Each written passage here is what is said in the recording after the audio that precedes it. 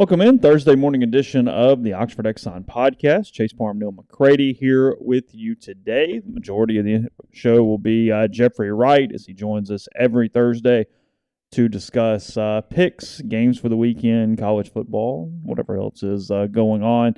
Jeffrey headed out of town today, so that is pre-recorded. You will get that. If you're listening to podcasts, you won't really know the difference. If you're in our live stream, it will be there for you in a couple minutes as we get started with that. Ole Miss and Georgia Tech, 2:30 Saturday, ABC, the television station for the Rebels and the Yellow Jackets. So I guess I don't know, normal stuff. Neal and I are both kind of out of it today, but anyway, we're here. I guess it's good. Things are already pre-recorded. Picks up on the site at rebelgrove.com. Questions with Kelly Quinlan, who covers Georgia Tech for Rivals, up on the site at rebelgrove.com. There are several other podcasts up in the last 24 hours as well. Let's see. The Davison-Igbenosin Show, presented by the College Corner, is up. It's collegecornerstore.com. Go there, get your Rebel gear, whether you're tailgating or home gating. They've got the largest selection of Rebel gear in Central Mississippi, so that's up. Let's see. Later today, Pete's Pigskin Preview, brought to you by Walk-On Sports Bistro. I think that premieres at 4 p.m. Okay. We'll put it in podcast form as well. That's brought to you by Walk-On Sports Bistro. They put everything they've got into bringing you game day with the taste of Louisiana. Dig into their mouth-watering, made-from-scratch Louisiana cuisine, po' boys, gumbo, voodoo shrimp, plus fan favorites like juicy burgers, fresh salads, 70-plus TVs, more than 40 ice-cold beers on tap.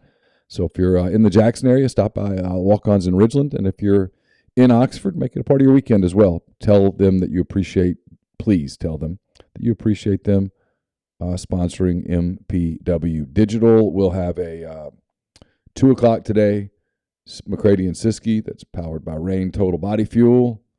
Got a big case of Rain in yesterday, Tyler did, so I'm actually excited about it. All the flavors. I'm going to need it at 2 o'clock. Let's see, 6 o'clock, Butcher versus the Spin Instructor. That comes your way. Premieres at 6. Greg Jones, Campbell, McCready make their scintillating picks for the weekend. That's brought to you by LB's Meat Market. I shouldn't make fun of their picks. Their picks are better than our picks. LB's Meat Market, 2008 University Avenue in Oxford, right across the street from Kroger. But you don't need to go to Kroger. You just need to use it as a landmark. Head over to LB's, the freshest cuts of beef, chicken, pork, you name it. They've got it. Let's see. And then we'll have hand raise guys tonight at 7. That's brought to you by Comer Heating and Air, Southern Air Conditioning and Heating. If you're in the Oxford, Tupelo area, call the people at Comer. If you're in Hernando, DeSoto County, Memphis, that area, call the people at Southern Heating and Air. They'll take great care of you. We had a little issue here. Called Comer. They came right out, fixed it up, all good. So I've done that several times over the years. I think that's it. I'm trying to think what else we've got. Troy Brown's show was up on Wednesday. That's brought to you by Comer Heating and Air. The Mason Brooks show is still up. If you want to check that out, it's really good. Really a good show. One of the best player shows we've done. It's presented by The Rogue, 4450 I-55 North in Jackson, or therogue.com. I've heard some people complaining about you can't get gear for Ole Miss stuff. Actually, those two places, you go to the College Corner, collegecornerstore.com or therogue.com. They've got a lot. Listen, if I were an Ole Miss guy, there's a handful of stuff at both of those places that I would snatch up. I've already told Luke, if there's one particular pullover, I'm like, if you can find that with the Cubs thing on it, I'm in. You're in. Get a little stitching and make that happen. We're good to go. This here podcast brought to you by the Oxford Exxon, Highway 6 West in Oxford, Blue Sky location. Today, lunch special is meatloaf, any size fountain drink, and bread included with that. Remember, Tulsa, 3 o'clock next weekend. They can help you out in your tailgate, ribs, different size desserts, and more. Call ahead. They'll have it all wrapped up, ready to go for you. Pick it up on your way into town if that's needed, or just to feed the family maybe one night as well. So that's the Oxford Exxon. And when you make any purchase, you're automatically entered into a chance to win an official Ole Miss game jersey. They're giving away 7 this season, already giving away 2. They'll give away another one next week against Tulsa. So take advantage of that. Again, Blue Sky and Oxford Exxon, and coming to you from the Clark Ford Studio. Yep. Clark Ford is in Amory, Mississippi, 662-257-1900. Call that number. Ask for Corey Clark. Tell Corey what Ford product you're looking for. He'll send you a quote within 15 minutes in business hours, right to the bottom line. No hassle, no haggle. You get your quote. The rest is up to you. Shop that quote around, or you can do what I've done, what I recommend that you do, and that is hop into a Clark Ford today. 662-257-1900. Jeffrey Wright will join today on the Rafters Music and Food Hotline. Ben Mintz will join tonight on said hotline.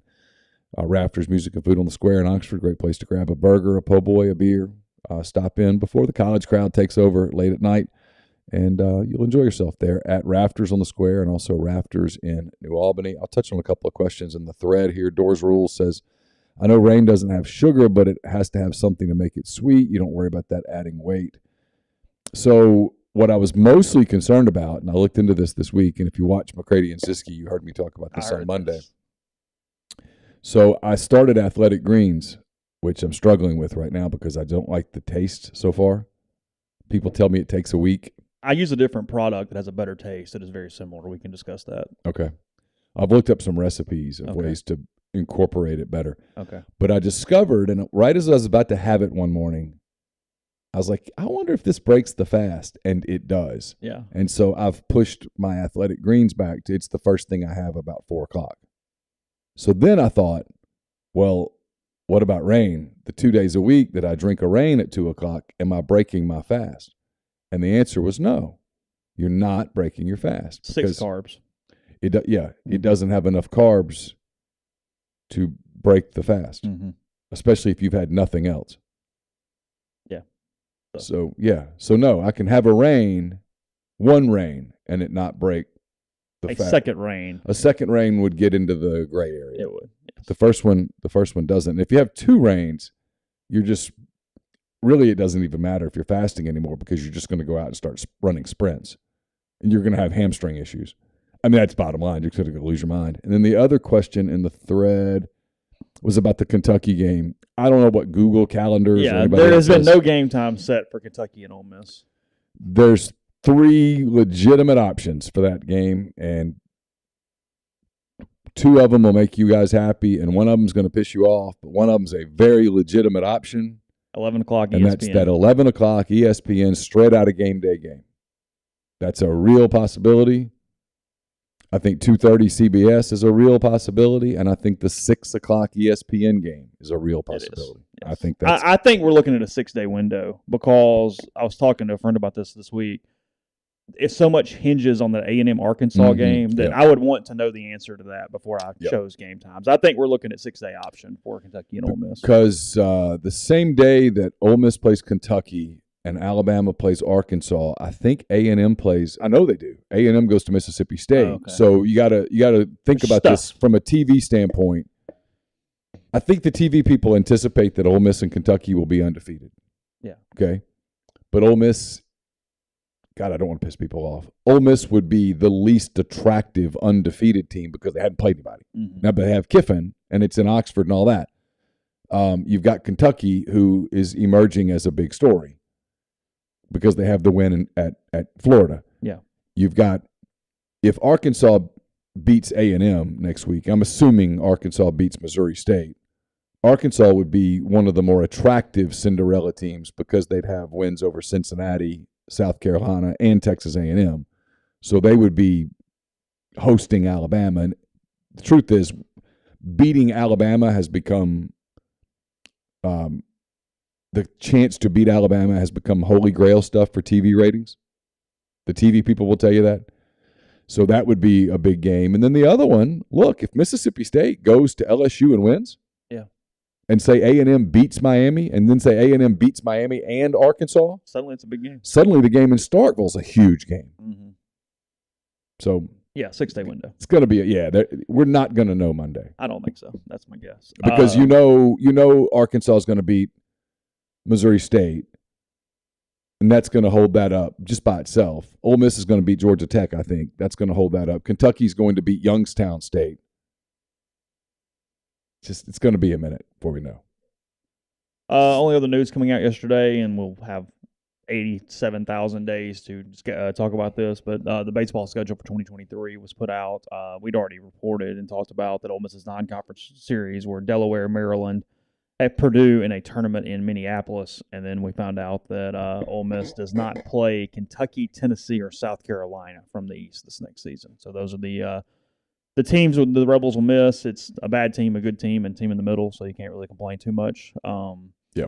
And they open SEC play at Missouri. They close it at Alabama, and their SEC home opener is Arkansas. So that is your kind of Cliff Notes version of that. And then they have a horrific stretch where they play Arkansas, Vanderbilt, LSU, State, and Florida in 5 straight weeks. So he's got to win how many of those for job security? One. Just one? Just one. What if he doesn't win any? What if he goes 0-15?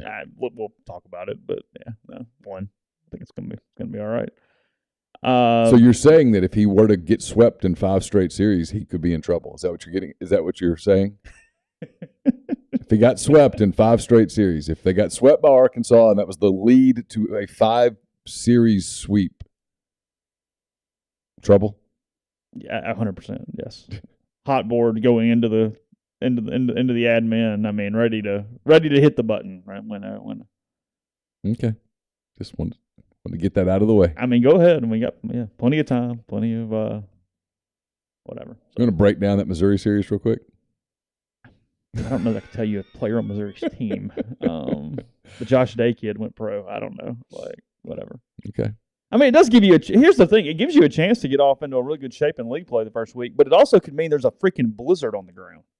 You're in Como in early March. It's going to be chilly there. Hell, it's going to be chilly here when Arkansas comes to town in the second weekend of the season. It's pretty cold in March in Oxford. It just is. It's not baseball weather. No. Until like late April, frankly. Mid to late April. Yeah. Opening weekend is typically nice. You get the false weekend where it's like in the high 70s and everybody's like, yeah, summer. Well, it's kind of like now when you get up in the morning and there's that hint of fall in the air and you're like, oh, it's going to be a nice day. No, it's going to be 90. Shut up. Yeah. Going to be hot. Yeah. We'll go to Jeffrey in 1 second for the talk about G&M Pharmacy, 662-236-2222. They deliver locally in the Oxford area. They offer MedSync, whether it be in Tyson Drugs in Holly Springs or G&M. Remember, 1 call is all it takes to transfer your medications from a big box pharmacy. So, again, that's 662-236-2222. Our friends at Blue Delta are excited to announce they'll be hosting Mustache the Band on Friday, October the 14th. That's at the Lyric. So it's right after the Square Jams, the basketball exhibition. It's at the Lyric. Ticket packages on sale now. Some tickets include jeans, some don't, but all include admission to the concert and an open bar. To book, get on their socials or visit bluedeltajeans.com/afterparty, and they'll see you there. A-Stock Auctions is a Nashville-based online auction company with the mission to provide customers the power to name their price. All items at A-Stock start at just $1. Every item at $1 is where it starts. Go to astock.bid, download their app, and name your price on thousands of items from big-name retailers. MyPerfectFranchise.net is the place to go if you are just kind of feeling stuck in your job. You just don't like it, don't like your boss, you don't like your pay.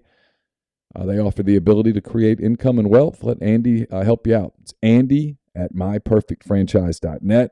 Brought to you by Solutions RX. It's a probiotic multivitamin supplement company created by Ole Miss Pharmacy alum Chris Cornelison.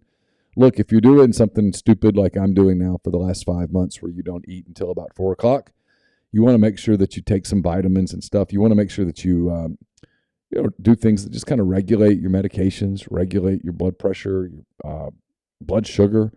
Go to solutionsrx.com. They've got pharmaceutical grade, excellent products produced right here in Mississippi. Solutionsrx.com. Enter the promo code OEP at checkout. Get 10% off your first order. Holcomb Portable Building, 7991 Highway 7 South in Holcomb. They custom build your building to your specifications, however you want your carport, ATV, storage shed, whatever. They've got it. They'll fix it up for you. It's free delivery and setup within 75 miles of Holcomb, 662-226-2233. Find them on Facebook or Instagram at Holcomb Portable Buildings.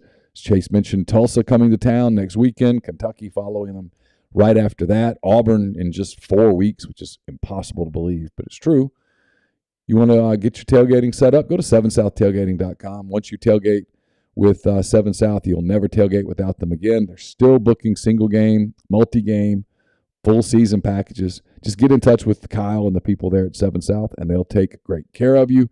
Don't forget about Dead Soxy. You want to take care of your sock game. not too early to be thinking about holiday gifts and stuff. Dead Soxy's a perfect gift for the holidays. DeadSoxy.com, promo code Rebel Grove at checkout. Get 25% off your order. Speaking of gifts, a great stocking stuffer for way down the road. Be Game Changer patches. Order a bunch, and the ones that you don't use, you can stuff in people's stockings. GameChangerPatch.com, promo code Rebel Grove 20 at checkout for 20% off your purchase.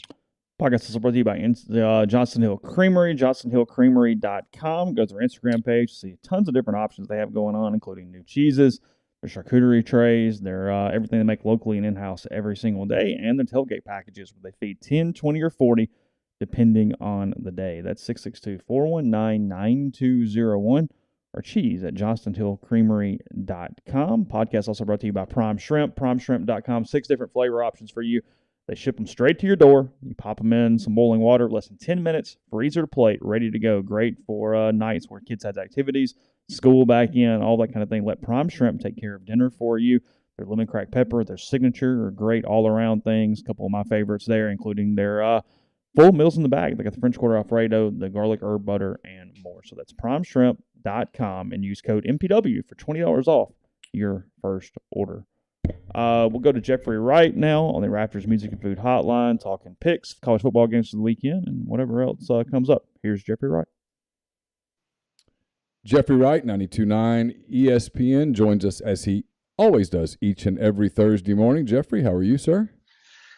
Oh, man, just another week. We're getting ready to go to San Francisco, and then my college buddy's getting married in Sonoma, so I had to cram like basically a week's worth of work into 2.5 days. So it's been that kind of week. Yeah, been there, done that. I hope you have a great trip, though. So it's one of my – San Francisco is not my favorite place, but across the bay is absolutely one of my favorite places. I love Sausalito, Tiburon, and I like San Francisco for that matter. I just love that area across the bay so much. It's really cool. No, I like San Francisco a lot. I just, every time I go, I always wind up saying the same thing. It's like, it's a really fun vacation spot if you have a ton of money. Yes. It's just, everything is incredibly expensive. But I mean, the food is awesome. You know, the views, I mean, everything. It's a great city. It's just, you know, it's, if not the most expensive city, it's got to be in like the handful of 5. Oh yeah, for sure. It's probably more expensive than New York even. I mean, it's just everything there is just, literally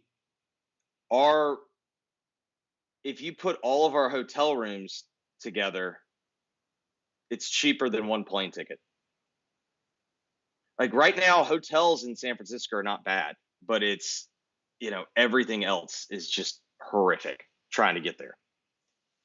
Well, we'll have electric planes soon. I'm kidding. It's a joke. Oh, yeah. No, totally. Yeah.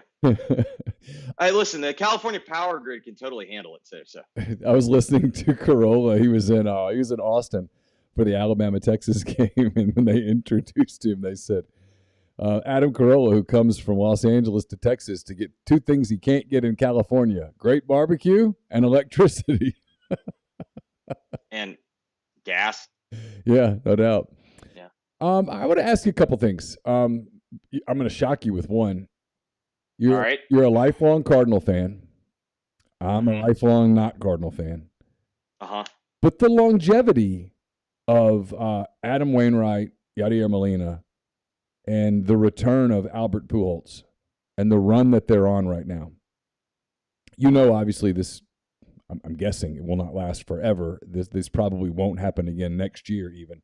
This is it. Is this, no matter how it ends, is this one of the most fun seasons to be a Cardinal fan?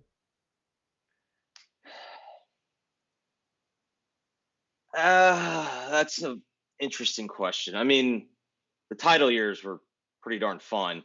The thing that I found interesting about it this year was when I first realized, okay, the Pujols thing was going to happen, there's a part of you that's like, why? You know what I mean? Like I think the thing that was interesting about when Pujols left, there's always going to be some fans that are upset when somebody leaves.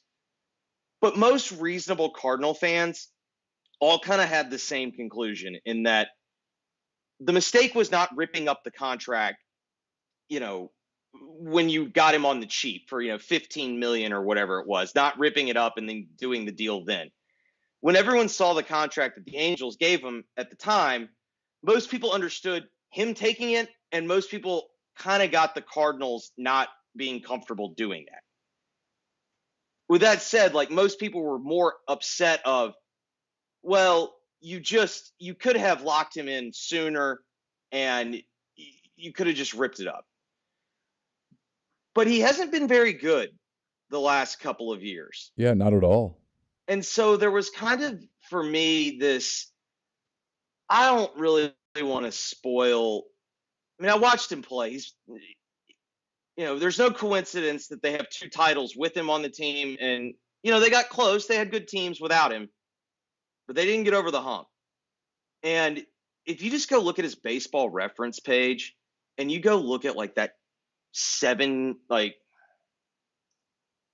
03 or maybe 04 to 11, and you just realize my God, I think you knew at the time he was an amazing baseball player, but when you have the gift of taking a moment and appreciating it, if he wasn't the best player of his generation, it's him. He's in the conversation with 3 or 4 other people. I got that question in a mailbag the other day. Where do you put him as a hitter? And I said, the question was all time. And I've learned I just can't do all time because I didn't ever see those. Comparing eras is impossible. But modern era, I was like, well, he's definitely top 10.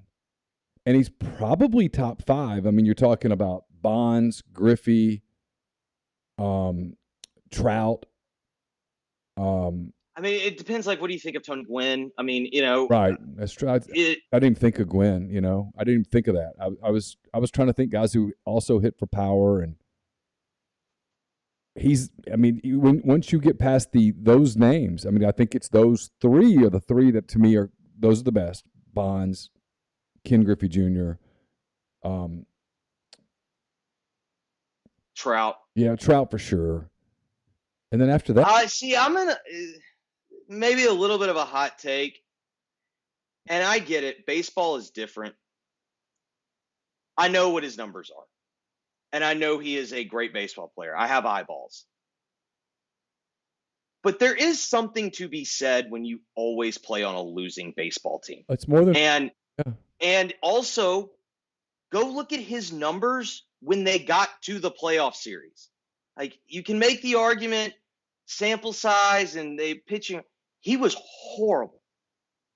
And I don't know. I just feel like we're too quick to say, well, he's the generation and whatnot. It's I get his numbers. They're overwhelming. But I don't know. I do think winning matters to some degree. And that's kind of, to me, that's why Pujols does deserve, and I guess you can make the argument, well, he went to those Angels teams and they suck too. But I don't know. I just saw it with my own eyes. And there's something it really just suck. I mean, yeah, I mean, and it's almost inexplicable. Well, if I'm Ohtani, I just get out. If I'm Ohtani, well, I mean, I think he is. If I'm Ohtani, I tell my people, hey, you handle this, but get me out. But, I wasn't anti it. It's just I don't know. I just didn't have the greatest feeling. And then we were flying back from France on our honeymoon, and we're at the Detroit airport, and it was Sunday Night Baseball. Wainwright was pitching. Yachty was catching. And I can't remember if Pujols either hit a double, and then Yachty hit one back to it, and Wainwright, they were playing the Giants, and it was 9-1. I'm like, hey, yay! Oh my God, this is I'm 12 again. Yay! Yeah. And I think if you have to do hand up here, it's it's obviously gone extremely well, but I think also even the Cardinals would admit this has gone way better than they expected. Wainwright has been very good despite being pitched to contact. His last couple of years have been how the hell does he do this? Yachty's just been hurt, but at the same time, I think it's kind of fun again that every single night whether or not Pujols in the lineup, I know he's going to get an AB, and I'm locked in. Like, what's he going to do? Yeah. And, I understand Yankees fans with Judge. I'm just not all that interested in a guy. I get how far ahead he is from everyone else in the league. Like, I am not disputing it. Clean or not, I saw a guy hit 73. I've seen a guy hit 70. We've seen a guy hit 66. Is that why Judge thing is not interesting to people this year? Or is it because baseball's dying? What is it? Because there are some compelling storylines, like this race in the East between the Mets and the Braves, and you got the Cardinals with the kind of running it back with a bunch of 40-year-olds basically, and you've got Judge chasing down the record, and the Triple Crown, presumably clean. You have Shohei Ohtani doing this stuff that he does where he just is awesome. And yet it's not, as a society, as a sports media, we're just like, it's not football. Instead, we're like, hey, Dak Prescott might come back in 4 weeks. You're like, okay, but, and I get it. I do it too. I'm the same guy. I'm totally obsessed. You look at the ratings with college football, the ratings with the NFL, the Monday night ratings the other night with Denver and Seattle. I mean, two teams that are not winning the Super Bowl. I mean, it's amazing, the power of football, but baseball just seems to have completely lost its swing, if you will. So I think there's several elements at play. Number one, I do think there's a little bit of an element of breaking the 4-minute mile. Like, it was an amazing thing to see when it happened, but then when everyone keeps breaking it after, there's just, you know what I mean? Like, it's not as special. It's not as attention seeking. I think also with baseball, there's an element that it doesn't lend itself to narrative, and it's a lot more difficult to follow on a daily basis. I also think that a big part of it is, with ESPN in this fight for subscribers, for ratings and whatnot, it's become a top 40 station. Top 40 station has to play the hits. And you know what I mean? Like, if you're in that, you're going to have to just talk about the Cowboys. Like, you're going to have to do the NFL. It's what and it's playing the hits. I've never thought about it like that. That is a great analogy. That's really, really good. You're right. Before that, I mean, and ratings always mattered, but when ESPN first started, you had SportsCenter, and SportsCenter was about bringing you the news. It was about getting you all the games. If the Tigers and the Red Sox played, even if it didn't mean anything, you were going to see the highlights. You were gonna if Nomar hit a game-winning double, you were going to see it, and that's not that way anymore. Now it's all about talking heads and the big stories and diving into anything political that might move the dial, stuff like that. And I think there's another element of,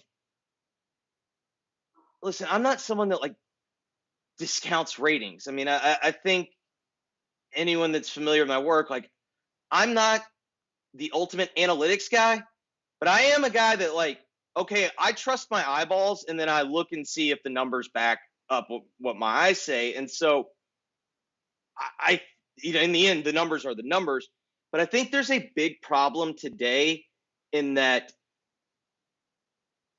social media, and I'm not going where I think people think I am, so social media is the end of the world. That's another discussion. I do think because of the way that the business went, people were valuing what was hot on social media way too much. And I think that drove too much traffic away from the day and age where, Bob Lee and Chris Berman writing out their own, there's a producer in there, but they're writing the show. Well, now you've made it a committee, and you have all these producers, and everyone's going, well, this topic's trending, and yep. We got our quarter numbers in our every 15 minutes, and when we talked about this topic, it went up, and everything became all about chasing whatever they could get at that moment.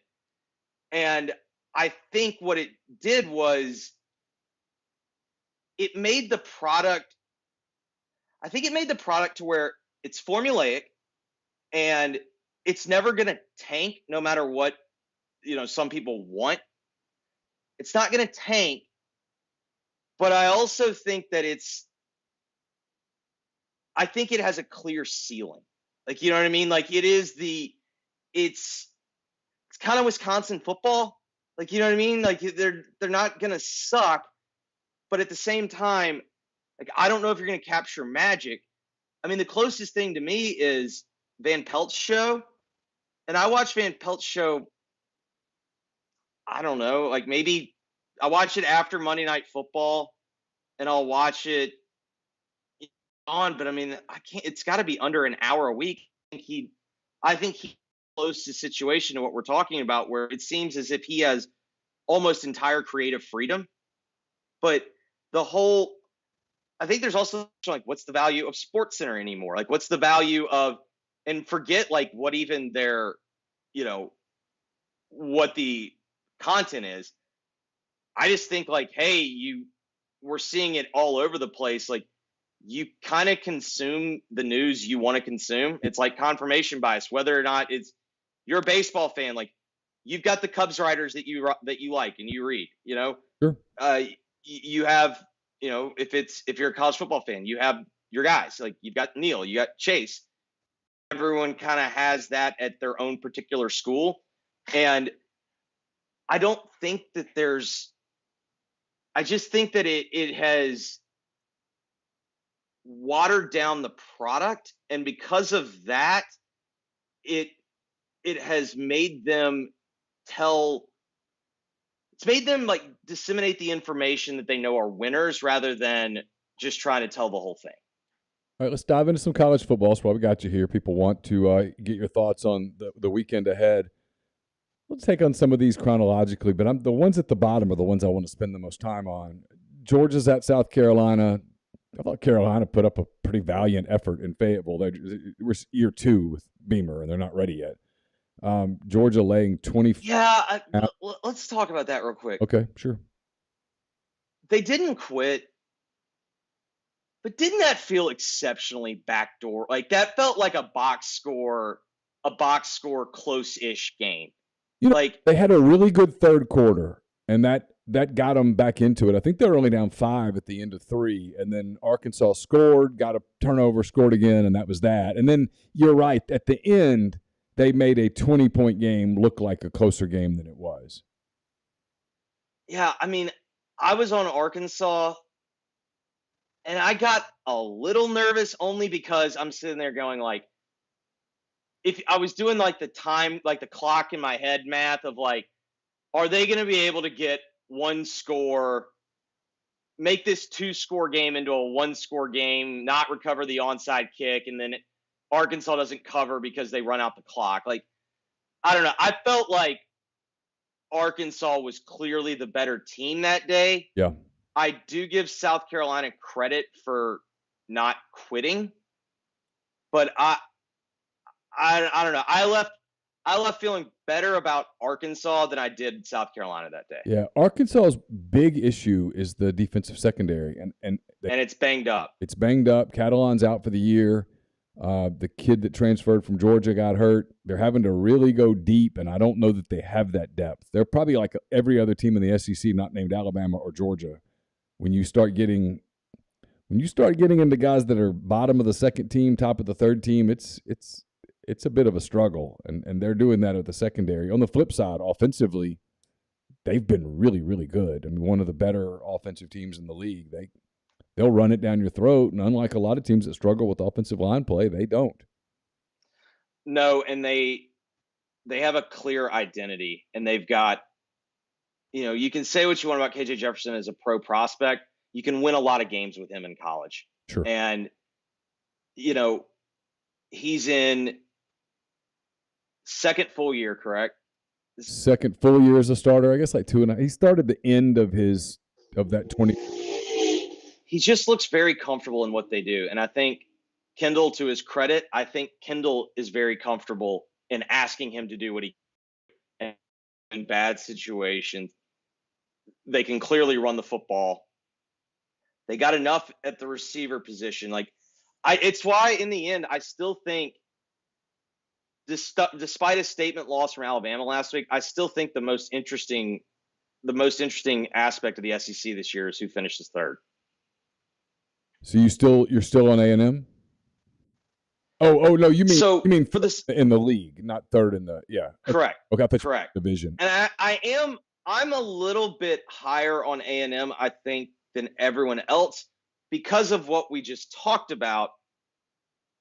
Listen, the offense has got, in the end, unless Jimbo is going to accept the fact of the RPO game, the play action deep shot game, creating easy explosive plays for my guys, even if I think they fundamentally go against the core of what I believe in as a football coach, well, you're cheating the people that are paying you.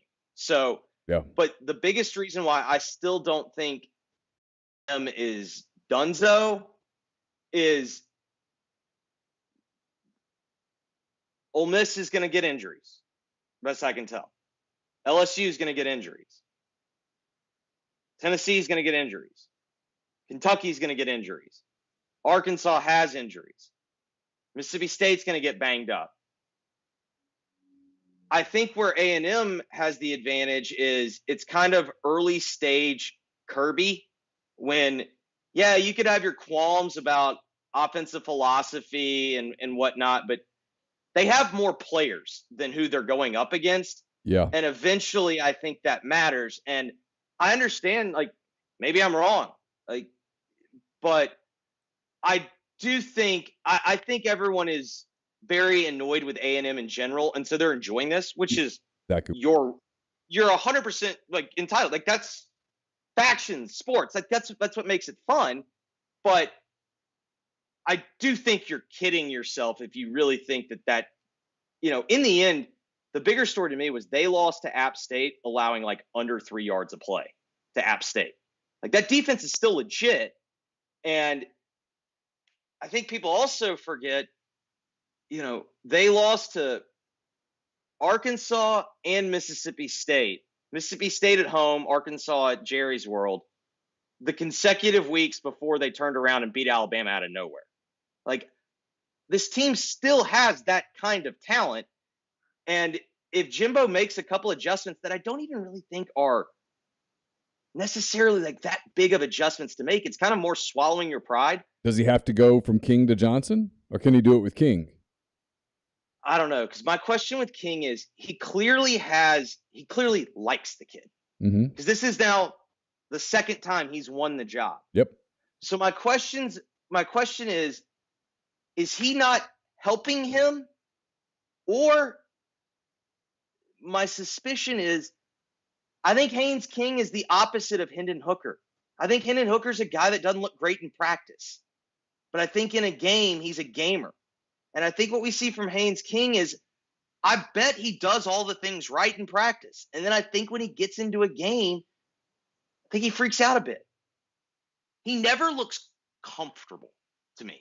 Because here's the thing, and I go both ways on this. I'm going to contradict myself probably twice here. We're all cheering against A&M. We're sick of A&M. A&M, I think, represents to some of us, I don't even know on what level, at some subconscious level, A&M represents maybe what we don't like about the changing face of college football. I think we want the kids to get paid, but we didn't want it to be like this. We didn't want it to be this. And for some people, this is the ugly part out loud, and so they don't like that. With me, my problem with Jimbo is not that they're paying the players. My problem with Jimbo is that you keep playing this game of we're not doing anything. We didn't pay anybody anything. Nobody got anything. We're not doing it. Yeah, you did. It's okay. And you didn't break any rules. It's all right. But we're all cheering against them. And so we look at this stretch of games and we go, oh, Miami, good quarterback, and they could do it. And then they got to play Arkansas in Jerry World, and Arkansas physically handled them a year ago. And then they got to go to State, and State beat them a year ago. And then they got to go to Alabama, and we know what's coming there. And then Then Florida comes to town, and then it's Ole Miss, and they could lose a whole bunch of games in a row, and isn't it fun? And the reality is that's probably not how it's going to go down. No, that defense is too good for them to have this bottom out. Now, you just mentioned off a lot of games. I don't think they're going to lose them all. I don't think they're going to win them all. Yeah, no. But I think they have a better path to surviving the grind of the season than the other teams that we're mentioning solely from depth. Yeah, I do too. Like in the end, but they got to get quarterback play. The one thing, and you know this because you preach it as much as anybody, they've got to. They can't win more than a couple of those 6 games that I just mentioned with that quarterback play. They've got to get better there. They don't have to get great, but they got to get better there. And that's the part, Jeffrey, that's on Jimbo. That's it is, and part of the wonders is the problem that Jimbo's having right now, because everyone wants to do the whole his offense is 2014, and Josh Pate had the whole thing, and everyone wants to believe that the games passed him by and all of these things, because when I think about it, like we're talking it out, it's kind of like Rodney Dangerfield's character in Caddyshack if he weren't funny. It's the new money guy, or A&M is, and it's the classic, like, they woke up on an oil field and all of a sudden they have billions of dollars, yet they think it's like something earned more so. And so that's what drives people insane. And yes, I do think there's an element of, we can all, at the same time, like, we can think the guys should get paid, and that at the same time, can't we have something that resembles a structure? Because are we literally going to have to do the thing where after every single time a team loses, you are searching the transfer portal to see if someone's going to leave? Like, I think there's an element of that, but with Jimbo, I think the bigger problem is he has got so much control down there right now. I don't think there's anyone that can get in his ear and be like, Jimbo, I don't necessarily think you're wrong in your beliefs of you're trying to develop these football players. But the reality is you are doing a disservice to your team, to your employer, by digging in on this and running the system that you're running. And it's not like you have to throw away, but you can make some tweaks. You made tweaks before you played Alabama, and then you went right back. Like, so is it a situation where you're only willing to do it just to beat Nick? Like, well, why will you not do it at all times? And yes, they do need to get better quarterback play. But I mean, Neal, I look at a lot of teams, and that a lot of teams are going to struggle against that defense, because that defense is going to be able to make, like, Anthony Richardson. He's going to have to make plays from the pocket, and maybe he can't. Yeah.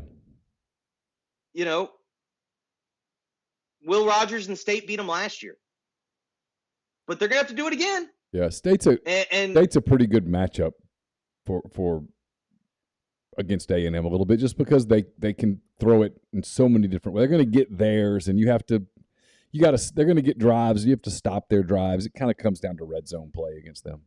Well, and that's the thing. It's like, what if Rogers is just okay in the red zone? Right. Kind of the same thing applies to Ole Miss. I mean, we saw Ole Miss last year get a big win, but I mean, think about the red zone drives. They got held out of the red zone, out of the end zone a lot. And so I'm not saying that I think A&M is going to go undefeated in this situation, but it's like, I think we're jumping the gun on writing or burying these guys a little too soon. I do too. You like Miami on Saturday? I mean, A&M on Saturday against Miami? Yeah, for the sole reason of I don't like Miami. I don't like A&M, so therefore I'm going with it. Yeah, I'm kind of doing the same thing. The game that leads into that Help me understand the line. This is the Louisiana boy in me coming out. I know. It's LSU at night at home, and they're the underdog against Mississippi State. It's unnerving when you hear it. I know you're picking. By the time people see this, the picks will already be out. You're picking Mississippi State to win, and you think they're a really good team. My gut, everything in me tells me that State's going to win the game. I'm having a hard time picking against LSU at home. I think if that's your position, I don't think it's unreasonable. But here's the other reason why I think it's a reasonable position.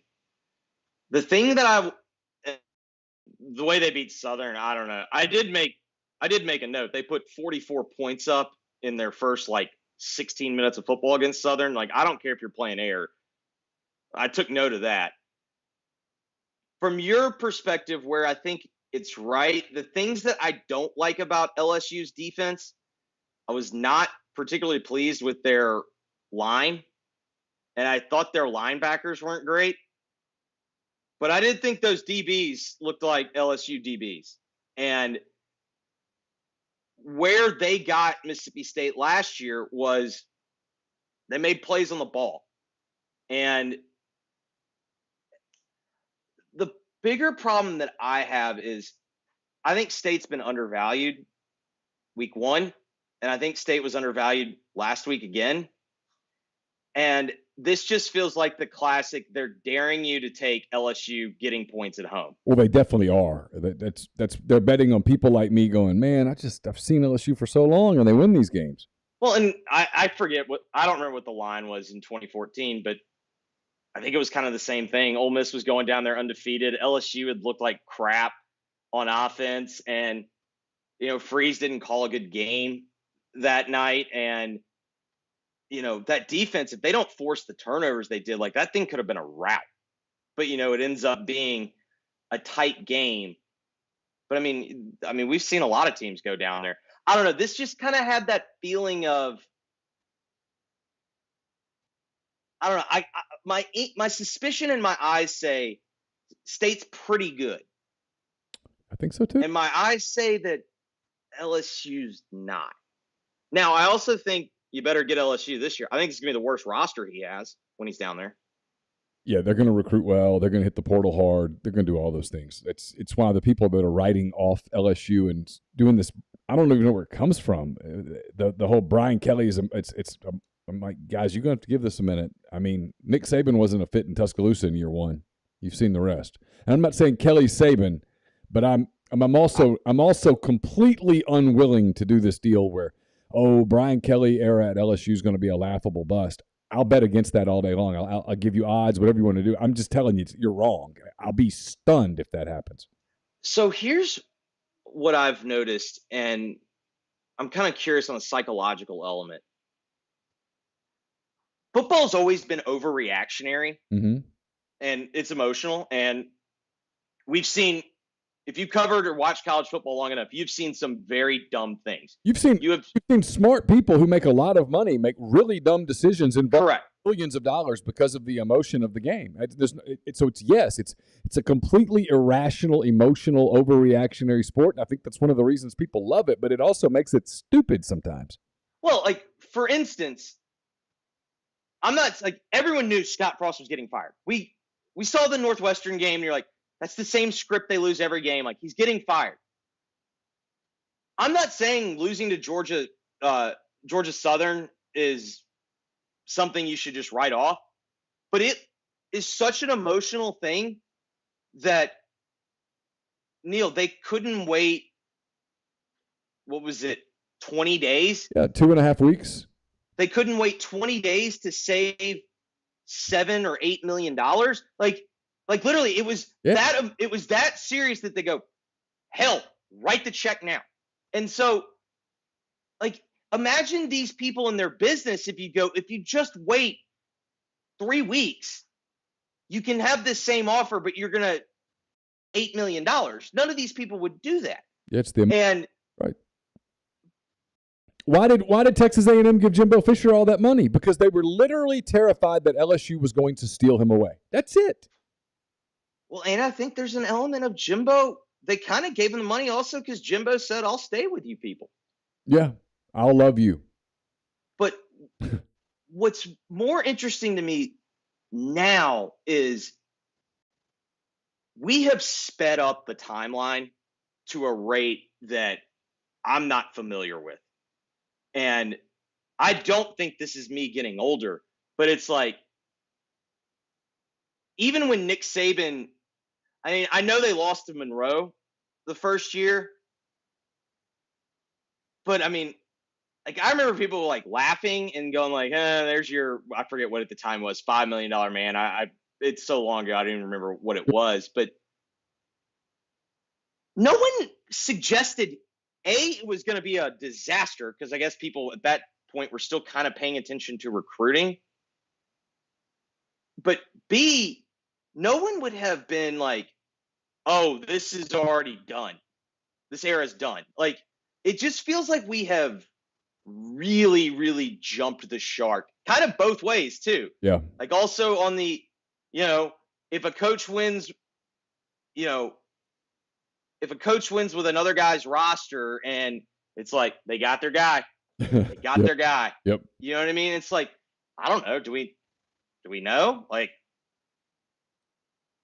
so you like State though at LSU? I think I'm going with LSU. I put LSU down. I'll go with LSU. I don't know. I want to again. You can tell me this game is, and also that's the other thing with Mike Leach. Who the hell? Right. Like you can tell me honestly with every team on their schedule. Honestly, probably with the exception of Alabama, because they don't play Georgia, do they?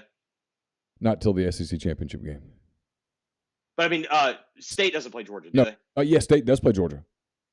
Okay, so you could tell me they can win any game on their schedule with the exception of those two, and you could tell me they lose just about any game on their schedule with the exception of they have another FCS. So I mean, that's the Leach experience. Yeah. It's a big moment for Brian Harsin at Auburn. Penn State comes in. Penn State's a 3-point favorite. I mean, it's a big moment for Brian Harsin. If he wins it, he kind of calms things at least for a week or two. LSU comes to town next week. He gives himself a chance to get a hot start. If he loses this game, it's going to be caustic there immediately here in the middle of September. What do you expect?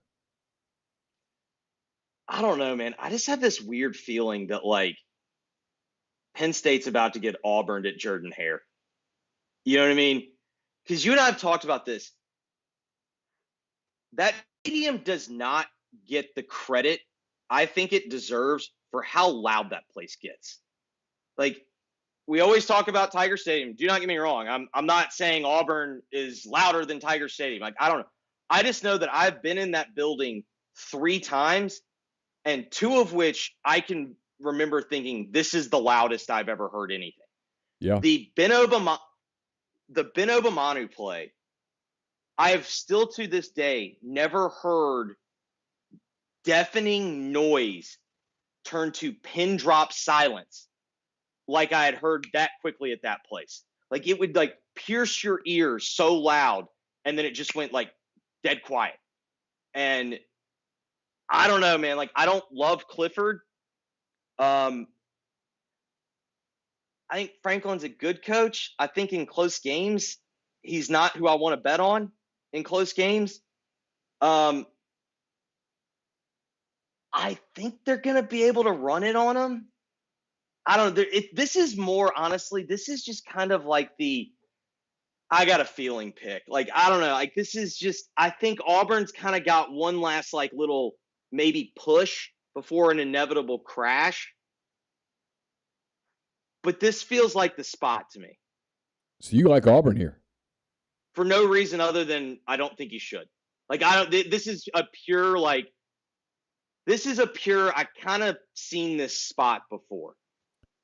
Is BYU as good as we're starting to think they might be, or did they benefit from Baylor having a couple of guys out? I mean, I guess it's BYU had the receivers. BYU had the injuries. So is BYU the team that is the sneaky team that could get to number 4? Oh, I think it's in play. I do too. Now, they got to go to Oregon this weekend. The reason I bring them up, BYU goes to Oregon's a 2:30 game on Fox. BYU's a 3.5-point underdog. You could tell me I've misread this one, but I watched every snap of that Baylor game. What impressed me about BYU is BYU's typically been susceptible to the big play. They kind of, I don't know if this is sample size. Maybe Baylor's not as explosive as they had been at times last year. Baylor was able to kind of run it on him, and Shapen made a few throws. I just mainly like the fact that BYU is that team that they've actually got some continuity. And my pick here, and I could end up being entirely wrong because it's possible that Oregon matches up front better than Baylor did, but I think Baylor's got a pretty good offensive line at least. Usually do. I just think that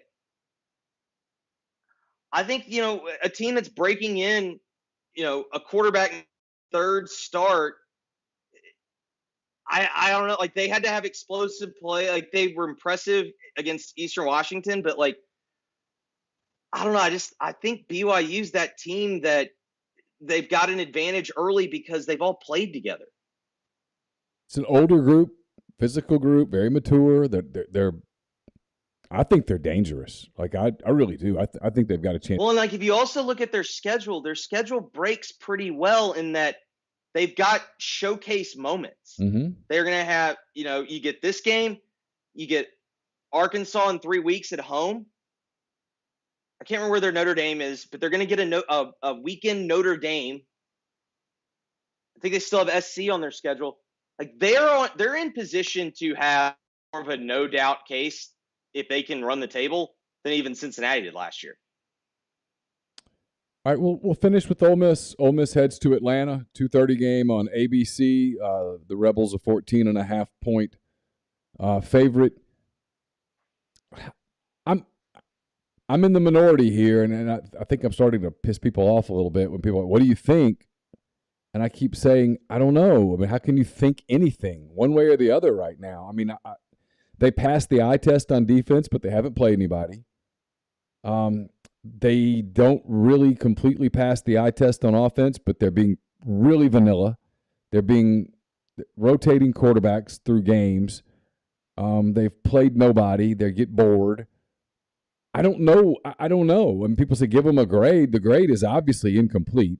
It's no way you could give a grade. It'd be like giving a final grade when you haven't even turned in 5% of the coursework for the semester. It's an incomplete. I think they're going to win. I think they're going to beat Tulsa. I think this Kentucky game is going to be fascinating on October the 1st. But I don't know whether Ole Miss is a 10-win team or a 6-win team or somewhere in between. I have no clue. Yeah, I'm with you. So my suspicion, and I don't know if you'll ever get a straight answer, my suspicion is this is the first game all year that they're actually going to have an offensive game plan for. Oh, I think that's probably true. A real game plan. I mean, they had some skeleton stuff but Lane admitted it basically. And I know Lane admitted this privately because I know who he talked to. They were going into the Troy game, and he was talking about the decision to play Dart against Troy and Altmeyer, Central Arkansas, and he goes, look, these are exhibition games. If we lose one of these two games, we got bigger problems than quarterback. Yeah. Basically, we're not losing one of these two games. We've got some time here. We probably should use it to figure it out because Lane knows that Kentucky's going to come in. Kentucky's real. Kentucky's going to be a real threat. And then after that, Auburn's a good defensive team. And then after that, it gets real. You got to go to LSU, and you got to go to A&M, and you got to play Alabama, and you got to go to Arkansas. The whole swing. So he's got some time, but yeah, this is the first time he's had a plan in place. The first time he's had to really think about a game that I guess it's conceivable that they could lose. Yeah, I mean, Georgia Tech, they hung with Clemson for 2.5 quarters. I mean, we can talk about whether or not Clemson's diminished or not. I don't think that Clemson's roster has less talent than Ole Miss's. So, and if they don't get a couple of punts blocked, that game was a little more interesting than it wound up being. I think for me, and maybe this kind of goes what we've just been talking about, like with football brain. Remember the pandemic season where we all agreed when we saw football was possibly going to be taken from us, mm-hmm. we all agreed that if you just gave us football, we were going to be on our best behavior. We were not going to count the season. No coaches were going to get fired. It was a free year. It was just going to be a celebration of watching football. Mm-hmm. And literally, like, by kickoff, we were already, like, everyone was already ready. This guy's fired. That guy's fired. It was just all bets are off. Yeah. This shouldn't be a surprise to people that Ole Miss is. You looked at the way the schedule was laid out and you go, man, he can kind of treat that like preseason. Yeah. And try to figure things out and toy. I do think what would be fascinating is what would the reaction be if they would have covered against Troy? Because I 100% agree with you. A lot of the frustration was they didn't cover against Troy. There's no doubt. There's no doubt. I heard people yelling. I heard this big fat guy in the end zone yelling. And listen, if you're a listener, I'm sorry, I'm not picking on your weight, but I just remember you yelling at Ole Miss in the fourth quarter. You can't cover against this pathetic team. You can't cover against this. It's pathetic. That's what it was. They were angry at the not covering the line. Yes, and Lane normally covers the line, especially if he has the ball. You know what I mean? Like it typically, it's not very often he wins and doesn't cover. Right. Like I think there was a state game one year, Arkansas last year, but I mean that game was that game was nuts. That was a circus. That game was a tip. Whatever. That game was just nuts. But it does feel like there's this weird lack of understanding of what's going on. This is the first week I think I'm at least – because, I've told Chase at the end of both shows, I don't know how you could have learned anything other than Evans looks great, like a stud. Judkins looks like a stud. I just don't know because level of competition. So far, I've seen nothing to have concerns about the defense. I think they've played very, very solid. They look athletic. They look active. I like what I see on defense. But correct. But if you told me, hey, if the football gods dropped into here and goes, hey, hold up, Levis is going to throw for 280 and Rodriguez is going to be fresh and he's going to run for 115, I'd be like, well, I'm a little surprised, but I get it. I don't know. It's when they go exactly. Everybody goes, boy, the linebackers look good, and they do look good. But you have to put context in that for now, and it drives people crazy when you do it. But the context is, well, they have looked good against a bad Troy offense, and that Troy offense is bad. It is bad. And I can't remember. They play Alabama A&M. Like they played. Yeah, they looked good against Central freaking Arkansas. That team had that game should never be played. It was an awful. It shouldn't. I'm glad they got money. You got nothing out of it. That game had no redeeming value at all. And so when you say, well, they look good against those guys, okay, they do. What does that mean? What does that mean when they go against a team that can make the linebackers have to play in space a little bit more? What does it mean? What if they go up against a team that the linebackers can't get off the blocks of? Right. And maybe they won't. Maybe they can get off. Exactly. That's the thing when people go, you're being negative. No, I'm not. No, it's what if. It's possible that they're really, really good and we don't know it. If you were to stop right now and the football gods came down and went, hey, guess what? They go 10-2. I'd be like, how about that? I get it. Okay. In the same way, if the football gods dropped in here, they go 7-5. You were right. They're 7-5. I'm like, yeah, I see that too. I don't know. And in many ways, that's good. I asked Lane Kiffin the other day. I said, hey, are you kind of glad that you're about to get tested a little bit? And I thought his answer was funny because he was being sarcastic a little bit. Because as long as we win. And then he came back with, whatever. It's a road trip. It's a first. He kind of got coach speaky. And my experience with Lane Kiffin when he gets coach speaky is there's a little bit of not nervousness, not anxiety, but just uncertainty about what he has. And I think that's completely reasonable. And so to me, I don't think Georgia Tech is good. I don't. But Jeff Collins has put together good defenses before. Yeah. And you're on the road, and there's more D1 athletes or high, Power 5 athletes on that team than the two that you've played combined. And so I think Ole Miss is going to look better. Mm-hmm. I do too. But I've seen a quarterback that can miss high. And what do high misses oftentimes end up being? Picks. So we'll finish there. We'll finish with the whole Jackson Dart, Luke Altmeyer thing. Lane. What thing? I'm done. I'm done playing the game. Well, then why is Lane doing this? He's not doing it to trick Jeff Collins. He's Lane. He's a troll. So you think he's just kind of trolling his own fan base a little bit, just having some fun with it? Neal, I don't think Luke can play. So you think this is Dart or bust? This is gamesmanship. No, I mean physically, I don't think Luke can play. That shoulder, he doesn't have a great arm, but it was very obvious when he kept going to it afterwards. He lost a lot of zip. Mm-hmm. And I don't think Luke is, from my experience and the little that I know about him, Luke doesn't strike me as the guy that if he's just playing bad, he's going to start doing that little move. Like, I mean, he would just go to it all the time. And again, I could be completely wrong, but it's like, I never believed that Matt was as hurt last year as they let on until the Sugar Bowl. That one was, I don't think Matt felt great, but I mean, I think there were a few moments where there was maybe not Academy Award winning acting, but I think there was some acting, maybe like limited series, one of the easier categories in. But I just think Lane's kind of a troll. Like, I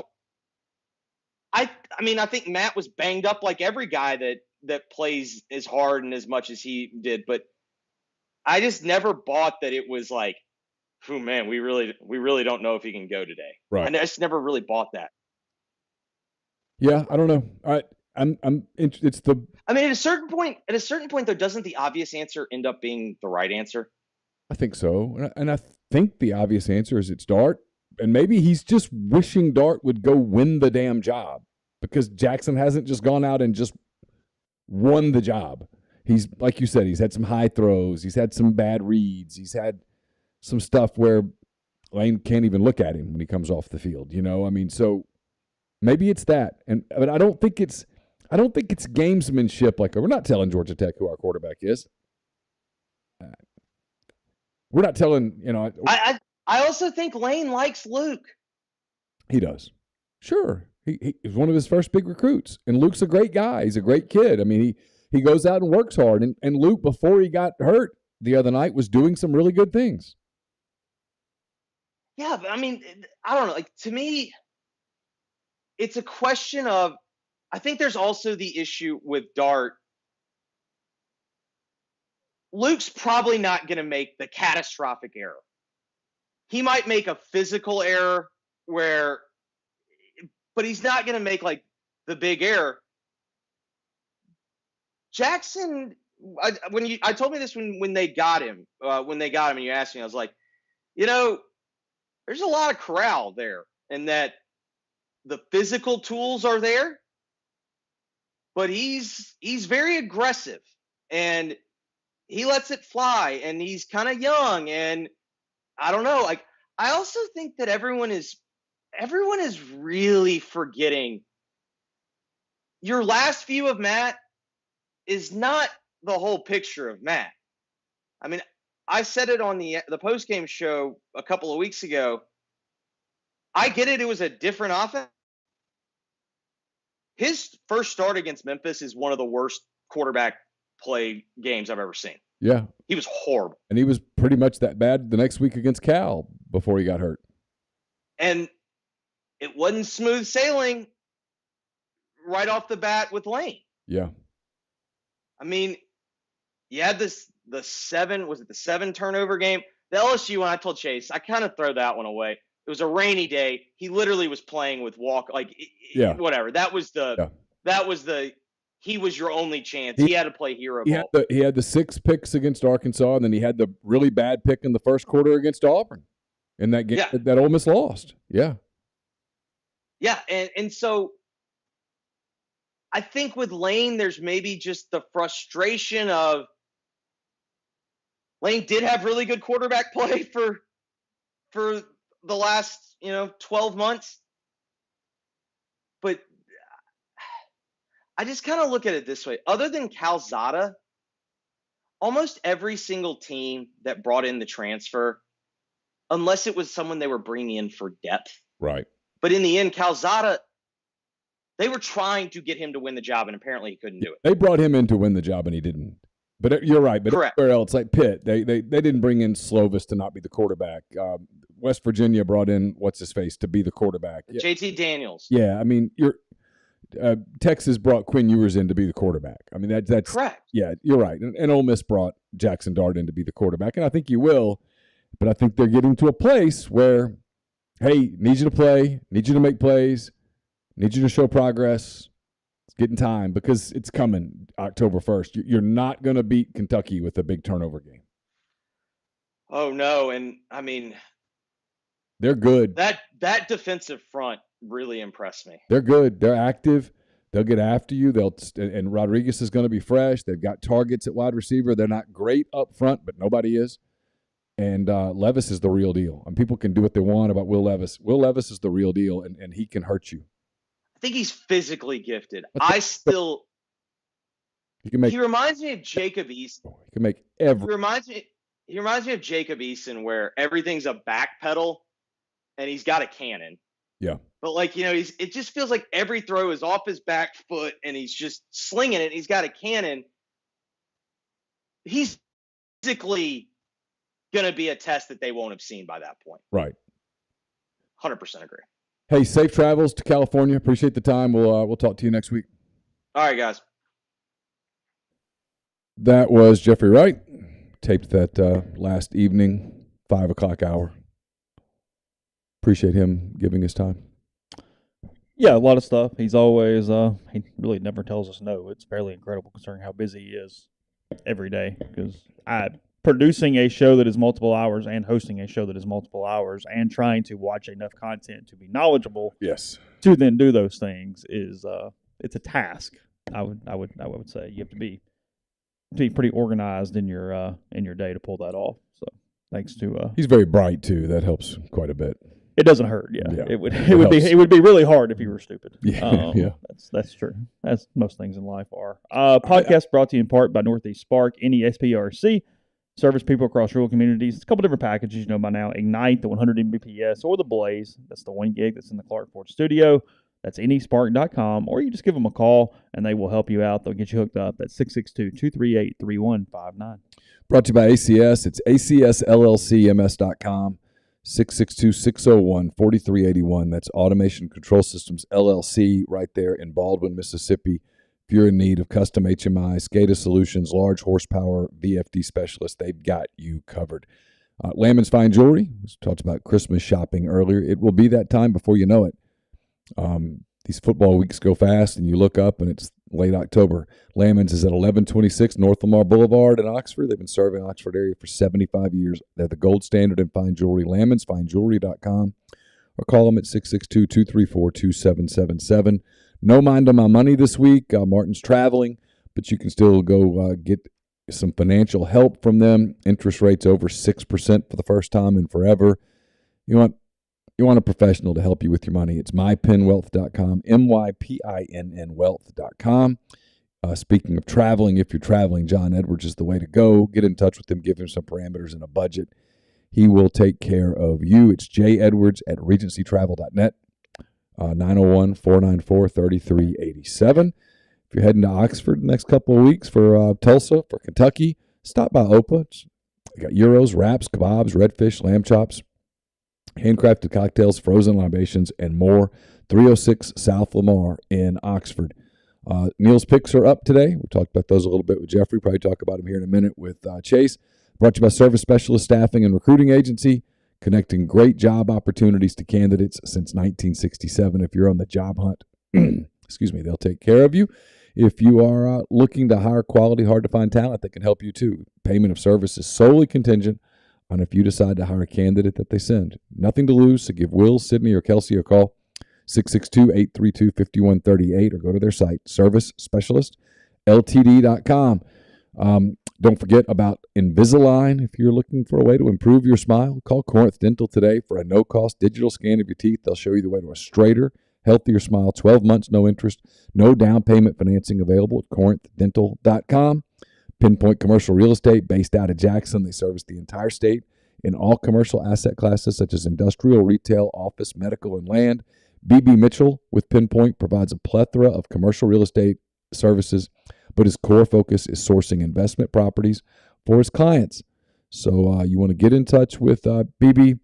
He takes great pride in his attention to detail, professionalism, and hard work.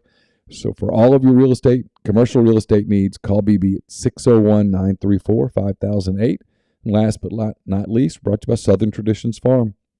68-acre, 32-stall, upscale equestrian training and boarding facility in Canton, Mississippi.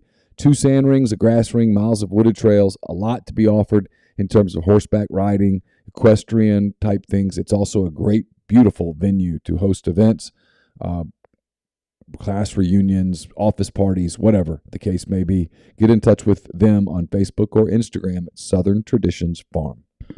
So while Jeffrey was talking, Roger Federer hanging up the racket. He will play in the Laver Cup next week in London, and then call it a day on competitive matches. So Roger Federer, he's been banged up, has not played consistently for a while, but not a shock. But anyway, one of the all-time greats, stopping there.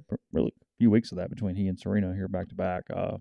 Federer stepping down. So had a hell of a career, I should say. Oh, I mean, amazing. Maybe the best ever at marketability and finding ways to do the business side of tennis. Yes.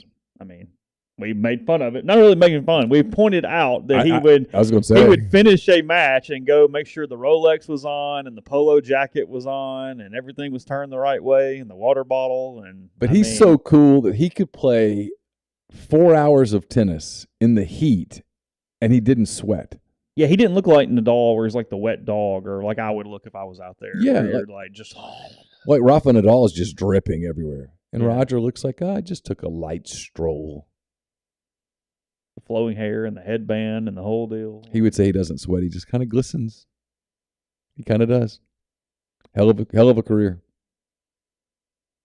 20 Grand Slams, I think, was his final number. I think that's right. It's more than most people win. It's an era where, look, maybe it is to some extent the lack of depth. I mean, I'm not a tennis expert. I'm way less into it than I was 15 years ago. But you got 3 guys that dominated the sport and won 20 or more Grand Slams. I mean, that's pretty remarkable. It's got to be maddening to the guys that are just really good and great. You take Roger Federer away, and I mean, he's not an all-time, like he's not a 20 winner, but I mean, Andy Roddick has 3, 4, 5 Grand Slams. I mean, completely different air. We're talking about him with the big serve and the whole deal. You know, maybe Sampras gets 1 more if Federer doesn't come through. You know, it affected a lot of people, even across the different eras in that way. But yeah, I mean, Del Potro, those kind of guys where he's a good example. Yep. That it was on the cusp. Kyrgios guy, what's his name? He's kind of crazy. Yeah. He's entertaining, if nothing else. He lost it the other day. Just snapped. I don't really like him, but I find myself wanting to watch him. I find myself cheering for him. Do you really? I do, and I don't know why. I want him to win because I just want him to go, I did it. It's like you need to relax. So win and be happy. He wants to win so bad that he just loses it. Why he doesn't win. Which is why he doesn't win. Well, the mental part of sports is important. Especially, tennis, are they doing it or are they still considering it, is allowing in-game coaching? I don't like it. I love that dude's out there by himself. Just look into his box and people look at him like, hey, you got this. But that's it. But that's it. They can't meet and go, hey, he's favoring the forehand. None of that. You got to just figure that shit out there. I like that. There's something about tennis with it's the most mental game in the world because you are by yourself where it's you're grinding.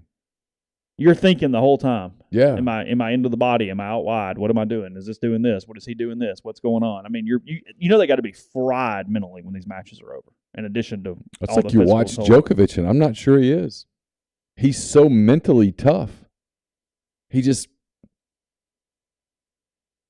like how Nadal, whose body you can tell is failing him sometimes, just grinds away. It's impressive. Come out in the media this week that, speaking of Mississippi guys, Cam Akers did not anticipate a limited role in Week 1. Another little chink in the armor there with the Rams. Just hey, it's really hard to defend a title. Yeah, it's really, really hard. You get everybody's best shot. The motivation's not quite there. You're a little tired. You don't realize it, but you're a little tired. And it shows. And then stuff just doesn't go as well. We started the week talking about Pujols and chasing 700. Vlad Jr. hits his 100th home run last night already. It's 23. He's a great player. 23. Yeah. It's at least one to kind of watch and go, It's, him and, okay. Yeah, Soto's still a young guy. I mean, if they stay healthy, they can get 500, 600. Oh, sure. It's there. I mean, if you're getting 100 at 23, you're right there. So look, I'm trying not to get all geeked up about a baseball offseason. I'm trying hard. People are doing everything. Are they baiting you in? Oh, they're just reeling me. Like yesterday, it was an established report that not only are the Cubs interested in a couple of players, but those players are interested in the Cubs. Oh, I know what I wanted to talk about. Something real quick. Yeah, sure. Help me understand something. Uh-huh. This is where Twitter's a bad place. Like, the less time anybody spends on Twitter is the better. And I'm talking to myself right now as much as I'm talking to anybody. Okay. Chet Holmgren, who suffered a Lisfranc injury Sure. and is going to miss his rookie season, Okay. made a post on social media. He's been off social media for years. Made a post the other day. He's kind of started just occasionally making a post. And he said, 1 day closer to playing basketball again. Sure. Okay. There's no legitimate reason for anybody to, quote, hate Chet Holmgren. He's not done anything to anybody. He just plays basketball. He's 19, for God's sake. Okay? 20. Is that fair? People come back, you're a bust. They come back one day closer to your next injury. Look, LeBron owns you. Who are those people? Look, like what is that about? I may have said this with you, so I may have literally had this exact same comment last week. I don't remember. We do a lot of podcasts. I don't remember. I may have said it on Brian's show. Hell, I may have been talking to a friend. I don't know. Yes, I understand. But no, I've been more affected on the just kind of sick of social media, sick of the internet in some ways, people recently. And it's not necessarily about any one thing. It's just that everybody's looking for either that where, it's this hyperbolic, I hate everything, or I'm going to find some reason to find a problem with everything out there. Or it's the people who think they're funny, but they spend like 8 hours to think up that joke to say on Twitter and then try to brag about it. And some of the ways that it hit me, and I'm not one of these royal family people. I'm not obsessed with the royal family or whatever. Sure. But Queen Elizabeth lived, obviously, a very storied life. Yes, died, 70 years as the Queen of England. They're on the board about it, and I'm not necessarily criticizing anybody individually, but you've got all these Twitter jokes about what Meghan Markle's going to do with the casket and all this stuff, and it's like, God dang. There's no dignity. Yeah, there's literally nobody thinks before they hit a button anymore at all. There's no respect, self-respect or otherwise in this. There's a thread on the board about it. I am too. There was a thread on the board about it today. Sam Pittman, Arkansas, is not exactly a storied college football program, And he's up there, and his job is to try to win games. And they got ranked, after they beat South Carolina, they got ranked number 10. Well, Sam Pittman's probably smart enough to know they're not going to finish in the top 10. Sure. Okay? So what did he do? He talked about it. He talked about it as an accomplishment. He was happy to be in the top 10. Sure. There's nothing wrong with that. There's nothing wrong with the coach saying that. He got lit up by people. Oh, so you're happy, you're satisfied to be 10th. And he came back, and he got asked about it, and he came back on Tuesday. He said, you know what? I wasn't talking to a bunch of 50-year-old people. I was talking to teenagers, trying to recruit. Surprised you can't see that. When Lane Kiffin shows up at his press conference with transfer to the SIP, he ain't doing it for our benefit. He's not doing it so that Chase can say, I like that sweatshirt. No, he doesn't. I mean, if Chase likes the sweatshirt, great. If Chase thinks the sweatshirt's stupid, right. Lane just doesn't really care. No. Because he's talking to people that are probably somebody in particular. But he's talking to 19, 18, 20-year-old people. They didn't just accidentally put out a graphic yesterday about how they utilize the transfer portal more than anyone in the country as far as transfers who have played over the last 3 seasons. Lane didn't come up with the statistic on his own. He didn't sit down on Sunday night and go, okay, I wonder, let's see production from. No, somebody called and they were sending a message because you can't recruit yet legally. They were sending a message. So Sam Pittman does that and he gets eaten up on Twitter and social media. And I don't understand people. Like my thought when I read, and I would think this if Chet Holmgren played for the Pacers or anybody else, is I bet that sucks. You know, you've been thinking about, like you and I have this conversation all the time. One of the things I hate the most just in general is like, you know how hard these kids work. Mm-hmm. And you see a kid go down in week 1. And you're like, man, like the kid for LSU, Mason Smith. Think of the work. How many mornings he got up and ran in the, you know how hot and humid Baton Rouge is in June and July. How many days he just ran and did drills and lifted. The work that he put in to blow his ACL celebrating a teammate's play in the opener. And you see his face on the sideline, and he's just distraught. All that work gone, and he knows he's got to do it again. And yet people get on social media, hate it for him. No, you got to stop. You can't. I don't know how people go through life like that. I looked at Chet Holmgren's deal, and I thought, man, how you're so close to your dream, and now you got to put it off a whole year. That sucks. That's all I think. I mean, I get where Sam Pittman's coming from. Hey, he's talking to kids. It's not easy to recruit blue chip players to Fayetteville, Arkansas. It's been proven. So, of course, he's going to use a ranking to his benefit that, hey, you know, if you guys come here, we can be even better, right? That's what he's trying to say. That's not that complicated. No, look, people are far more concerned with retweets and likes and favorites than they are being a decent human being on social media. And what worries you is, would you do this in person? No. Because you're scared, or you don't think it? Because you think it. That's what worries you. Yeah, but you wouldn't do it because you're hiding behind the keyboard. Yeah.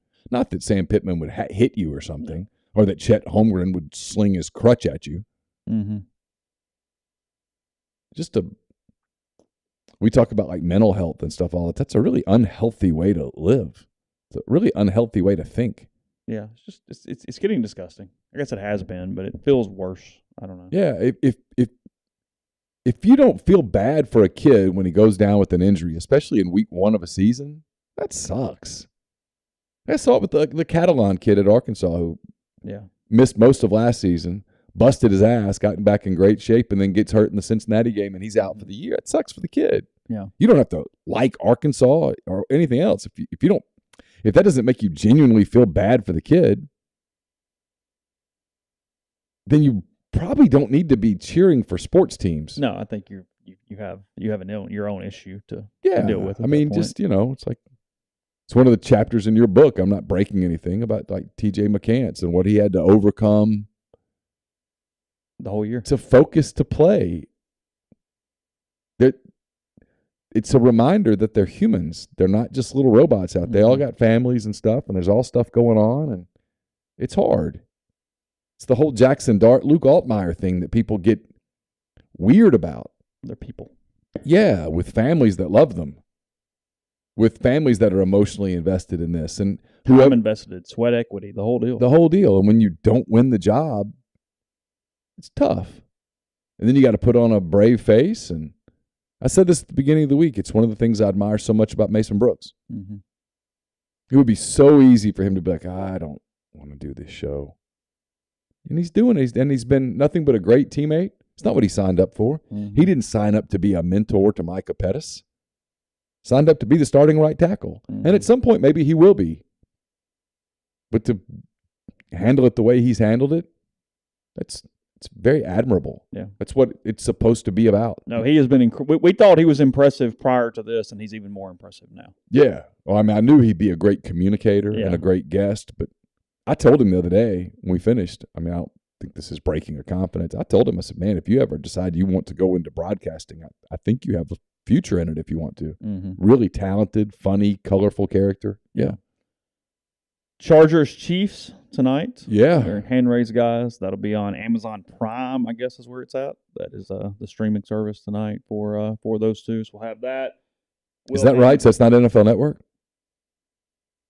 Oh, it's NFL Network? I thought it was Amazon, but maybe it's a simulcast. I don't know. For some reason, I thought Amazon, but I could be wrong. Oh, you could be right. I don't know. Either way, we will find it. We'll have that on. Back with you around 7 o'clock tonight for Hand Raised Guys. Again, plenty of stuff on the network and rebelgrove.com in the meantime to tide you over. Leading up to 2:30, Ole Miss and Georgia Tech on Saturday. Don't forget, on the podcast feed, Yes. I did about a half hour with Ryan Brown of the next round. That's up. It's just an extra show. It's an extra show. It's on YouTube. It's also in your podcast feed. Please give that a listen or a watch or whatever, and let Ryan know you appreciate him giving a half hour of his time the other day. Yeah. So we will be back tonight. Have a good day. Talk to you then.